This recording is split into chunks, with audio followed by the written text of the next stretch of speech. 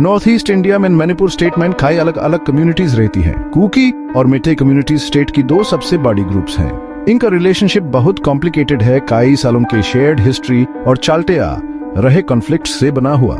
इस रिश्ते को समझने के लिए हिस्टोरिकल, पॉलिटिकल और कल्चरल डिफरेंसेस को देखना जरूरी है, जो इन बोथ कम्युनिटीज को जोड़ती भी हैं और अलग भी करती हैं। इस वीडियो में हम इन कॉम्प्लिकेटेड डायनामिक्स को समझेंगे, कॉन्फ्लिक्ट की रूट्स और मणिपुर के शेयर्ड फ्यूचर के पाथ को एक्सप्लोर करेंगे। कुकी और मेटे कम्युनिटीज की कहानी एक इंटरट्वाइंड डेस्टिनी की है।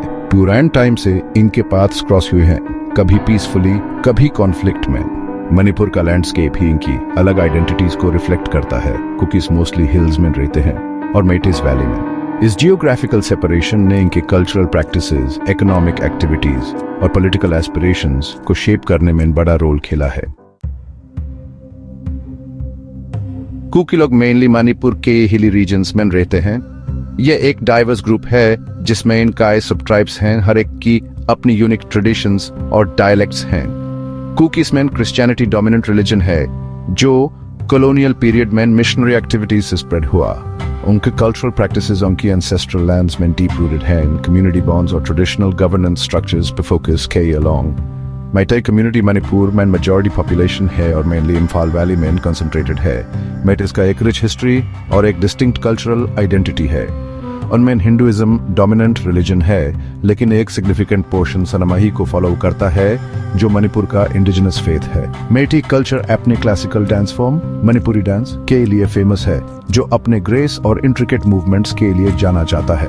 मेटी लैंग्वेज का एक रिच लिटरेरी ट्रेडिशन है, जिसके मैन्युस्क्रिप्ट्स कई सारी पुराने हैं।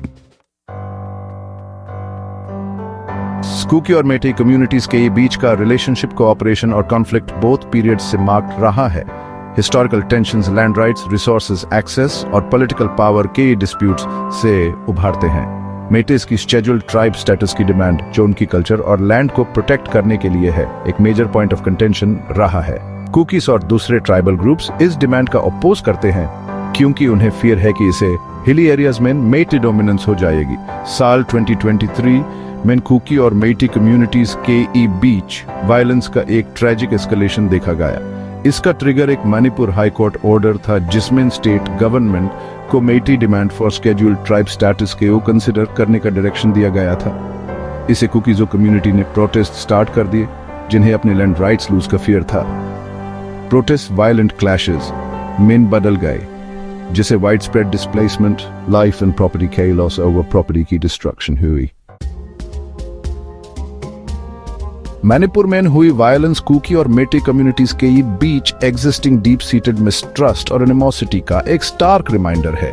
इन इश्यूज को एड्रेस करने के लिए एक मल्टी प्रोंग्ड अप्रोच की जरूरत है, जो हिस्टोरिकल ग्रीवेंसेस को एड्रेस करे, डायलॉग और अंडरस्टैंडिंग को प्रमोट करे और सभी कम्युनिटीज के लिए इक्विटेबल डेवलपमेंट इंश्योर करे।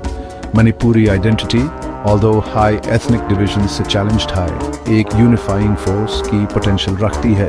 रिकंसिलिएशन के लिए बोथ कम्युनिटीज से along हाई गवर्नमेंट और सिविल सोसाइटी ऑर्गेनाइजेशन से सस्टेन्ड कमिटमेंट की जरूरत होगी। ये एक लॉन्ग और डिफिकल्ट प्रोसेस है, लेकिन मणिपुर में लास्टिंग पीस और स्टेबिलिटी के लिए ये एसेंशियल है।